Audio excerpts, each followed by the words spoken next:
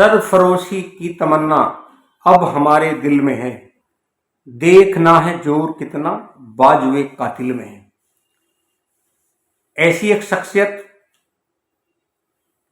आजादी के बाद सहारनपुर के पहले जिला पंचायत अध्यक्ष ठाकुर अर्जुन सिंह पुंडीर, जिन्होंने गुलाम भारत में गुरुकुल कांगड़ी हरिद्वार में अपनी शिक्षा पूरी की और इसी बीच वो आर्य समाज से जुड़ जाते हैं। महात्मा हंसराज, भाई परमानंद और स्वामी श्रद्धानंद जी के बहुत करीबी रहते हैं। आर्य समाज के शुद्धि आंदोलन में बड़ी भूमिका निभाते हैं, क्योंकि वही एक ऐसा रास्ता था जिससे स्वतंत्रता संग्राम में एंट्री होती थी। और बड़ी बात, गुरुकुल बिरालसी के अधिष्ठाता रहे उस समय देश के पूर्व प्रधानमंत्री लाल बहादुर शास्त्री से भी उनका गहरा जुड़ाव था। जब उनके संघर्षों की बात करते हैं, ठाकुर अर्जुन सिंह पुंडीर सहारनपुर के भावसी गांव में पैदा होते हैं।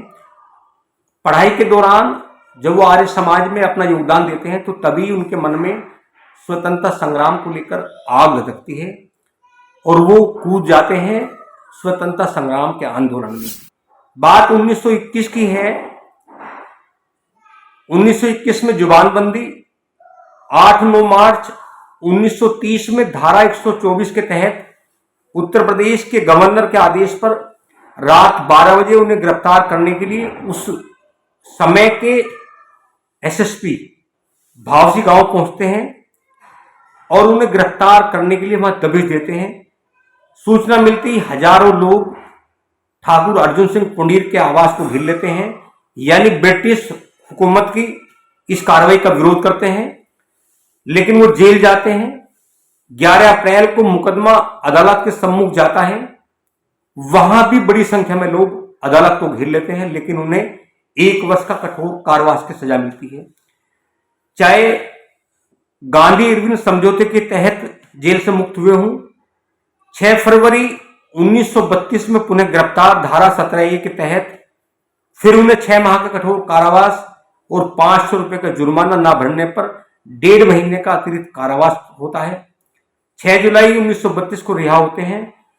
जब देश आजाद होता है तो 1952 में पहली बार वो सहारनपुर के पहले जिला पंचायत अध्यक्ष नियुक्त होते हैं। ऐसा भी पहली बार हुआ कि सहारनपुर में एक अध्यापक भवन का निर्माण कराया गया, जिसका उद्घाटन उन्होंने 1956 को कराया। उस समय वो जिला पंचायत के अध्यक्ष होते हैं। इसके अलावा उनकी अगर उपलब्धि की बात करें तो न जाने कितनी उपलब्धि हैं। उर्दू और फारसी के वो अव्वल दर्जे के जानकार थे। उनकी उर्दू में 21 पुस्तकें भी हैं। देशभक्ति की नज़में लिखते थे। उन्हें मुशायरों और कवि सम्मेलन में सुनाने भी जाते थे। एक बार देशभक्ति नज्म के लिए जेल भी गई। रुबायत, कलाम, शायरी, नज्म नोहा, शायरी की उनकी दर्जनों पुस्तकें हैं। देश के मशहूर साहित्यकार कन्हैयालाल मिश्र प्रभाकर उनके बारे में लिखते हैं कि उनका व्यक्तित्व रोबीला था और राजपूती झलक उनके चेहरे और मूंछों में झलकती थी। जिले में नमकीन आंदोलन में पहली गिरफ्तारी उन्हीं की हुई थी। उनकी गिरफ्तारी पर जिले भर में आंदोलन शुरू हो गया था। उनकी पेशी के वक्त हजारों लोगों ने कोर्ट पर डेरा जमा लिया था, जिससे घबराकर अंग्रेजी हुकूमत ने मुकदमा जेल से चलाने का निर्णय लिया। तो ऐसे थे वो, बेहतरीन चित्रकार थे। उनकी एक पुस्तक मेरी मनपसंद लकीरें अभी असुरक्षित है। तो आप देखिए, हम लगातार उनके जीवन के संघर्ष की गाथा आज आपको सुनाने जा रहे हैं, तो आप देखिए। साथियों नमस्कार। आज हम लोग सहारनपुर के भावसी गांव में हैं और भावसी गांव की पहचान जिस शख्सियत से है वो आज नहीं है हमारे बीच, लेकिन उनका योगदान देश नहीं भूल पाएगा। गुलाम भारत में वो स्वतंत्रता संग्राम में जिस तरह उन्होंने अड़के काम किया और एक पूरी टीम बनाई, उत्तर भारत में लगातार घूमते रहे देश की आज़ादी के लिए। लगातार जब आर्य समाज की बात होती है तो आर्य समाज में उनका नाम ऐसा नहीं होता कि उनका कहीं नाम ना लिया जाए। ठाकुर अर्जुन सिंह, आप स्वतंत्रता संग्राम के सेनानी रहे और जो काम उन्होंने आर्य समाज में किया वो उस काम की तो जितनी प्रशंसा की जाए उतनी कम है। लगातार एक बड़े मूवमेंट में जुड़े और फिर जब देश आज़ाद हुआ तो आज़ादी के बाद पहले सहारनपुर के जिला पंचायत अध्यक्ष 1952 में बने और 1952 से 1962 तक वो इंडिपेंडेंट निर्विरोध जिला पंचायत अध्यक्ष रहे। तो आज चूंकि वो नहीं है, हम लोग भावसी गांव में हैं, उनके पुत्र हैं डॉक्टर स्नेवीर पुनीर।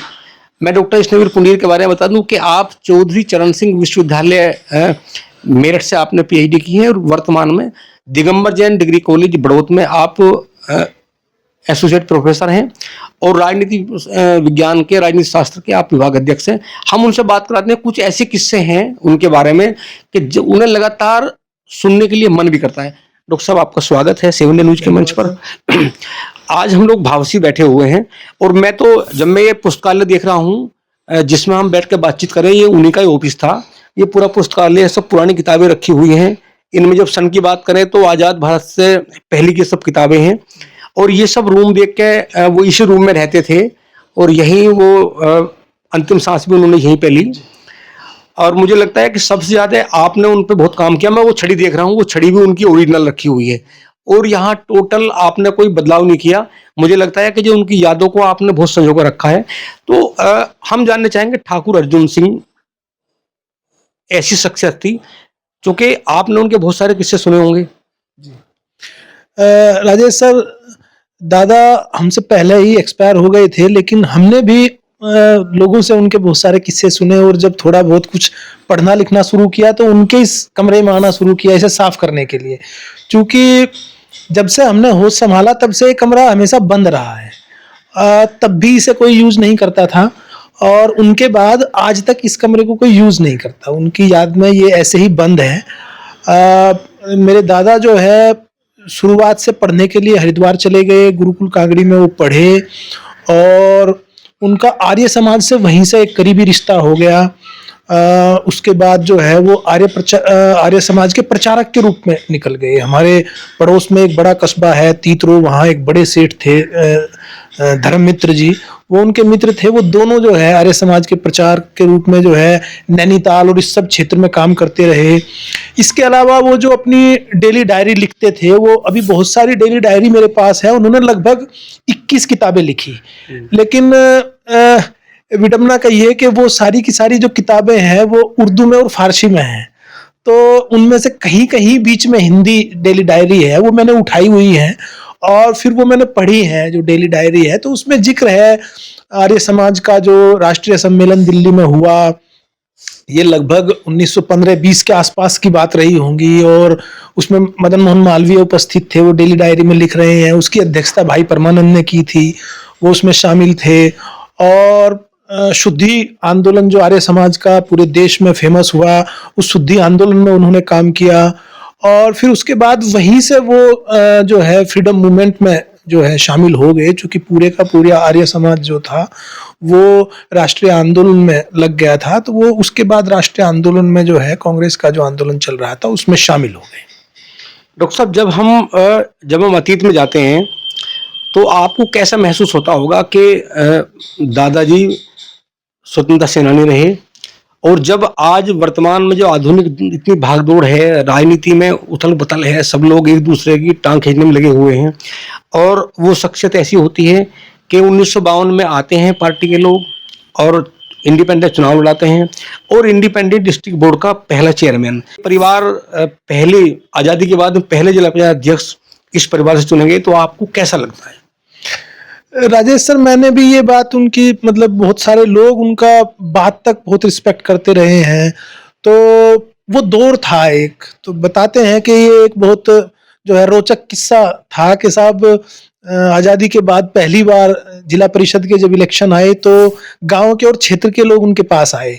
यहाँ जिस जगह हवेली है इसी से लगता हुआ उनका एक आश्रम होता था जो हमारे सामने तक था। उसके बाद वो थोड़ा कमजोर हुआ और गिर गया, लेकिन अभी तक वो आश्रम मौजूद था, उसमें वो रहते थे। तब तक ये हवेली यहाँ नहीं थी।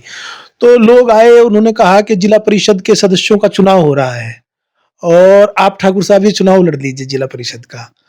तो वो बेसिकली बहुत ज्यादा पढ़ते लिखते बहुत ज्यादा थे और आर्य समाज में ज्यादा रुचि उनकी थी। तो उन्होंने इस सबसे बचने के लिए उन्हें कहा कि साहब सदस्य का चुनाव क्या लड़ेंगे, अगर लड़ेंगे तो फिर अध्यक्ष का चुनाव लड़ेंगे, आप लोग सदस्य के लिए आग्रह करना बंद करो, अध्यक्ष का चुनाव आएगा तो उसको फिर जो है लड़ेंगे। लेकिन वो टालना चाहते थे। अध्यक्ष का चुनाव आया तो गांव और क्षेत्र के वो लोग फिर आ गए, उनको याद था कि आपने वादा किया था कि अध्यक्ष का चुनाव लड़ेंगे, तो अब जिला परिषद अध्यक्ष का चुनाव हो रहा है, अब आप इसमें लड़िए।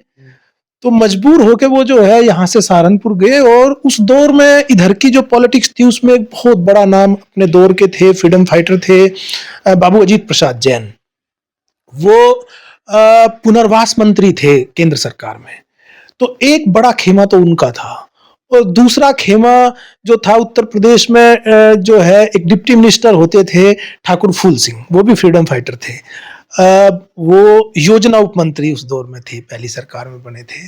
तो इन दो लोगों का जबरदस्त प्रभाव था। तो दोनों लोग जो है अपने अपने प्रत्याशियों को लेकर कांग्रेस की तरफ से ये जिद पे थे कि साहब हमारा प्रत्याशी जिला परिषद अध्यक्ष के लिए चुनाव लड़े।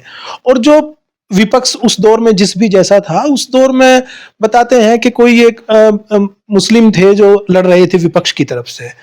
तो जब ठाकुर अर्जुन सिंह जी जो हमारे दादा थे वो इसके लिए गए सहारनपुर, तो पूछा मासे जी आप कैसे आए, मुझे तो गांव के लोगों ने भेज दिया चुनाव लड़ने के लिए। तो अजीत प्रसाद जैन जी ने अपना कैंडिडेट वापस लेके उनको अपना कैंडिडेट घोषित कर दिया। और उनका नाम आते ही ठाकुर फूल सिंह जी ने लड़ाना चाहते थे, उन्होंने भी अपना कैंडिडेट वापस ले लिया। और एक कोई पठान जो विपक्ष से लड़ना चाहते थे, उनका नाम आते ही वो भी अपना जो है नाम वापस ले गए। वो निर्विरोध अध्यक्ष चुने गए और लगातार 10-12 साल तक वो निर्विरोध ही रहे। उसके बाद उनका थोड़ा स्वास्थ्य खराब हुआ तो पद उन्होंने स्वयं त्याग दिया कि अब स्वास्थ्य ठीक नहीं है तो अब त्यागा जाए। तो वो दौर था कि लोग जो है, जो बड़े लोग सही अर्थों में होते थे, उनके पास खुद आते थे कि आप इस पद के लायक हैं। और अगर आप उस दौर का उनका काम देखेंगे जिला परिषद का, तो जिला परिषद के बजट को वो बहुत ऊपर लेके गए। पहली बार अगर मुझे लगता है कि पूरे उत्तर प्रदेश में कहीं अध्यापक भवन बना तो वो सहारनपुर में बना, और वो अध्यापक भवन उन्होंने बनाया था उस दौर में। इसके अलावा पूरा प्राइमरी एजुकेशन, जूनियर एजुकेशन, ये उनके हाथ में होता था। जिले में जितने मेले होते थे वो उनके हाथ में होते थे। जो पशु चिकित्सालय थे वो उनके हाथ में थे। प्राइमरी हेल्थ उनके हाथ में थी। तो पूरे जिले में उन्होंने इस पे बहुत जबरदस्त काम किया। उन्होंने लगभग, चूंकि वो फ्रीडम फाइटर थे, लगभग 21 किताबें लिखी हैं। और वो जैसा आपने बताया कि उर्दू और फारसी में ज़्यादा है, कुछ हिंदी के भी हैं। तो आपने, मेरे जहाँ तक याद है, कुछ किताबों में कुछ अध्याय आपने ट्रांसलेट कराए उर्दू से हिंदी में। तो उसमें कि वो कब गिरफ्तार हुए, फ्रीडम फाइटर थे, कुछ उसमें ऐसा लिखा हो गया, कोई डेट हो ऐसी कि पहली बार कब गिरफ्तार हुए। हम लोग वहीं चलते हैं बाहर, उधर बैठ के बात करते हैं। चूंकि हम लोग उनकी हवेली में हैं और हवेली को अब चूंकि जब दिखाएंगे देखेंगे तो आपकी याद ताजा होगी कि उस समय जिस तरह की राजनीति बहुत पॉजिटिव होती थी, और जिस तरह मैं गेट खोल देता हूँ, हम लोग अभी इधर बाहर खड़े होंगे और वे सब यादें सब लोगों को दिखाना चाहते हैं कि उन्होंने जब वो जिला पंचायत अध्यक्ष से पहले ये हवेली का निर्माण कराया था। चूंकि बड़े किसान भी थे। और डॉक्टर साहब, ऐसा कोई पल जो उसमें लिखा हो किताब में, आप इधर आ जाओ, जब आपको लगता हो कि भाई उनकी गिरफ्तारी पहले कब हुई थी? उनकी पहली गिरफ्तारी सर 1921 में हुई थी। और जो नमक आंदोलन हुआ था महात्मा गांधी का, उसमें पूरे जिले में पहली गिरफ्तारी उन्हीं की हुई थी। उनके ऊपर जुबानबंदी का जो है लगाया गया, सजा दी गई अदालत के द्वारा। और उनकी जो पहली गिरफ्तारी हुई उसकी महत्वपूर्ण बात ये थी राजेश सर के जिला कप्तान उन्हें स्वयं गिरफ्तार करने के लिए आए। यहीं जो उनका आश्रम था यहाँ से उन्हें गिरफ्तार किया गया। और जब उनकी गिरफ्तारी की खबर पूरे जिले में फैली तो उससे अंग्रेज थोड़े परेशान हो गए। तो ये तय हुआ कि उनकी जो है सुनवाई की जाए, वो सुनवाई अदालत में ना की जाए, क्योंकि लोगों के बहुत ज्यादा इकट्ठे होने का अंदेशा था। तो इसलिए उनकी सुनवाई भी जेल में की गई। और फिर उनके ऊपर जो है जुबानबंदी का एक ये लगाया गया कि आप कोई स्पीच नहीं दे पाएंगे। इसके अलावा 6 महीने की उनको कैद दी गई। और दोबारा फिर वो 1930 में गिरफ्तार कर लिए गए। और 1930 में फिर उन्हें जो है लगभग 1 साल की उन्हें सजा दी गई। और जो एक हर्जाना उनके ऊपर रखा गया, जुर्माना लगाया गया, अगर उसे जमा नहीं किया गया तो 2 महीने की वो सजा बढ़ाई गई। तो वो तब से गिरफ्तार हुए और जेल में उनका जो हमारे यहाँ एक बहुत बड़े साहित्यकार हुए हैं, पूरे देश में प्रसिद्ध थे, कन्हैयालाल मिश्र प्रभाकर, तो उन्होंने जेल का उनका एक किस्सा बहुत रोचक ढंग से लिखा। उन्होंने कहा कि जो उस दौर में जब वो बंद थे तो उन्होंने कहा कि भाई सरकारी कंगन आ गए हैं और चलते हैं। जब जेल में थे तो किसी अंग्रेज से उनकी मित्रता हो गई, तो अंग्रेज ने अपनी पत्नी से कहा कि एक ठाकुर साहब जो जेल में बंद हैं वो फ्रीडम फाइटर हैं, तो वो चित्रकार बहुत शानदार हैं, देखो अभी आपके लिए कुछ मंगवाता हूँ, बना के भेजेंगे। तो उनका नाम मिस्टर कुछ यंग था, अंग्रेज का मिस्टर यंग। तो उन्होंने लिख के भेजा कि ठाकुर साहब मेरी पत्नी आई हुई है, कुछ बना दीजिए आप। तो उन्होंने उस पर एक फोटो बना दिया और भेज दिया मोड़ के साहब लीजिए। तो जो अंग्रेज थे उन्होंने बिना देखे अपनी वाइफ को दिया कि देखो कितना बढ़िया बना के भेजा। तो कागज खोला तो जो उनकी वाइफ थी वो बहुत हंसी। उन्होंने कहा क्या दिया है ऐसा बना के? देखा तो उन्होंने उस पर एक गधा बनाया हुआ था, उस पर लिख दिया यंग। तो ये कन्हैयालाल मिश्र प्रभाकर उनके बारे में उस दौर में लिख रहे थे। तो 21 में और 30 में उनकी गिरफ्तारियां हो गई थी। उसके बाद भी वो जब थे तो आर्य समाज में बहुत ज्यादा काम करते रहे। डॉक्टर साहब, कुछ ऐसे किस्से जिन्हें बहुत सारे लोग नहीं जानते होंगे, उनकी आसपास के लोग जानते होंगे, लेकिन उन्होंने किताबों में जरूर कुछ लिखे होंगे अपने ऐसे किस्से। कुछ ऐसा किस्सा जो आपको याद आ रहा हो? जैसे उनकी जो डेली डायरी राजेश सर थी, उसमें जो जो चीजें मैंने पढ़ी, तो जैसे उस दौर को आप देख पाएंगे। वो लिख रहे हैं कि जो रास्ता यहाँ से नहर की तरफ जाता है और वहाँ एक डाक बंगला है, तो उनका डेली रूटीन था कि वो सुबह सुबह यहाँ से उठते थे और ये जो पूर्वी यमुना नहर है इसमें स्नान करते थे और इसके बाद जाकर डाक बंगले में बैठते थे जो सिंचाई विभाग का था, और वहाँ बहुत सारे लोग उनसे बात करने के लिए आ जाते थे। और इसके अलावा वो चर्चा करते हैं कि किस तरीके से उस दौर के साधन थे कि साहब फला जगह से घोड़े मंगवाए गए, वहां से हम गए। आर्य समाज के लिए वो जो काम कर रहे थे, आर्य समाज में एक बहुत बड़ा नाम आता है राजेश सर, महात्मा नारायण स्वामी जी। महात्मा नारायण स्वामी जी का जो है नैनीताल के पास एक आश्रम था जिसमें वो नारायण स्वामी जी के साथ रहते थे। महात्मा नारायण स्वामी जी ने बहुत कुछ लिखा भी है आर्य समाज के ऊपर। वहाँ का वर्णन उन्होंने उस दौर का जो किया है वो बहुत रोचक है। उनकी अभी जो तमाम सारी किताबें हैं वो अभी उर्दू फारसी में हैं, वो अभी ट्रांसलेट नहीं हो पाई है, वो प्रक्रिया में हम प्रयासरत हैं कि वो ट्रांसलेट हो। तो उससे जो है उस दौर की बहुत सारी गिर है और सारी खुल जाएंगी कि उस दौर का जो मूवमेंट था पश्चिमी यूपी में जो है वो किस तरीके से चल रहा था, सहारनपुर में कैसा चल रहा था, किन किन लोगों का क्या क्या योगदान था। वो जो दौर था जब चूंकि जब ये मूवमेंट शुरू हुआ कि देश का आज़ाद होना है, तो चूंकि अंग्रेज तो उनका तो तानाशाही पूरा रवैया था, वो सबसे पहले नष्ट करना जानते, अगर कोई उल्टा बोल गया तो उसे गिरफ्तार, बहुत सारी यातनाएं देते थे। और ऐसे दौर में जब मैं भावसी में खड़ा हूँ तो आज तो चूंकि बहुत सारे संसाधन हैं, और उस समय उन्होंने पढ़ाई पूरी की जब आने जाने का रास्ता नहीं था, संसाधन नहीं थे। और पढ़ने के बाद में जब ये भाव उनके मन में आया होगा कि भाई आज़ादी के लिए हमें लड़ाई लड़नी है, तो हमें लगता है कि ऐसे 2-4 लोग ही होंगे। यहाँ कोई ऐसा जिक्र है कि उनके कितने साथी थे जो स्वतंत्रता संग्राम में कूद गए थे? हमारे गांव से केवल 2 स्वतंत्रता सेनानी थे राजेश सर, एक दादा ठाकुर अर्जुन सिंह और एक दूसरे दादा हमारे पंडित आशाराम शर्मा जी थे। वो 1942 में जेल गए थे और उनका भी योगदान बहुत शानदार जो है उस दौर में रहा था कि 42 में जब वो गए तो उन्होंने जबरदस्त उस दौर में काम किया था। बहुत शानदार नौजवान वो उस दौर के रहे होंगे, क्योंकि आप देखिए कि उस दौर का जो माहौल था, तमाम सारे लोगों को यही नहीं पता था कि लड़ाई किस टाइप की चल रही है। तो अभी भी चूंकि हर ब्लॉक में ये होता है कि साहब एक शहीद स्थल बनाया गया है हर ब्लॉक में, उस पर उनके नाम अंकित हैं, और पूरे ब्लॉक से बहुत बड़ी संख्या तो नहीं होती थी, आप जहाँ जहाँ भी देखेंगे। तो हमारे गांव से 2 लोग थे जो उस आंदोलन में थे। लेकिन एक रोचक बात जो पता लगती है, जो सहारनपुर में इतिहास विभाग में जो एचओडी रहे प्रोफेसर के शर्मा जी, उन्होंने एक किताब लिखी सहारनपुर संदर्भ, और उसमें वो ये वर्णन करते हैं कि जब ठाकुर अर्जुन सिंह जो है आर्य समाज में थे तो गुरुकुल में एक बिरालसी में एक गुरुकुल होता था। बिरालसी एक फेमस गांव है यहाँ का, और उस गुरुकुल में जो देश के पूर्व प्रधानमंत्री थे लाल बहादुर शास्त्री, तो जब तक वो पॉलिटिक्स में इतने आगे नहीं गए थे तब तक वो उस गुरुकुल में टीचर के तौर पर उन्होंने कुछ समय तक काम किया। और वो दादा के संपर्क में थे और जो क्रांतिकारी यहाँ होते थे उनकी चिट्ठी पत्रियां इधर से उधर ले जाने का काम करते थे, क्योंकि हाइट बहुत छोटी थी और ये बहुत शुरुआती दौर का मसला रहा है, तो उन पर कोई शक नहीं करता था। नानोता के क्षेत्र में अगर आप बात करेंगे और इतिहास के कुछ लोगों से आप बात करेंगे तो एक वर्णन ये आता है कि नानोता में एक अभी भी बरगद का पेड़ ऐसा है जहां लाल बहादुर शास्त्री पकड़े गए थे और उस पर बांध के अंग्रेजों ने उनकी पिटाई की थी।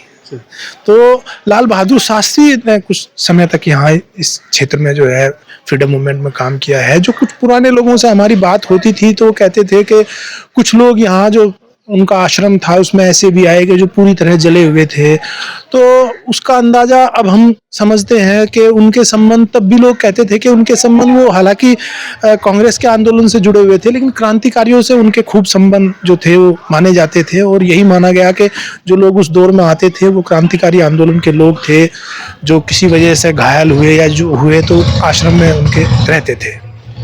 तो हमें लगा कि उन शख्सियतों को जरूर याद रखना चाहिए जिनकी बदौलत आज हम लोग खुली हवा में सांस ले रहे हैं, आज हम स्वतंत्र देश के नागरिक हैं। ये अलग बात है कि आज़ादी के बाद में हम अभी तक लगभग 70-72 साल बाद विकसित देश के नागरिक नहीं बन सके, अभी हम विकासशील देश के नागरिक हैं। लेकिन सबसे बड़ा संघर्ष वो था कि जब यातनाएं लोगों को मिलती थी और हम लोग गुलाम थे, क्योंकि गुलामी का जो नाम होता है वो दंश होता है बहुत बुरा।